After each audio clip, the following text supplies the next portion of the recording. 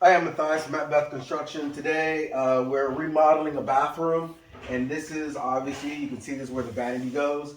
This is the drain pipe, this is the hot water, cold water supply, and this right here, we're gonna have a really heavy vanity countertop, and it's gonna be attached to the wall. It's very important to put strong support, and here we use 2x10s for support, and you put them typically between 30 and 40 inches because your countertop height is approximately 34 inches from the floor.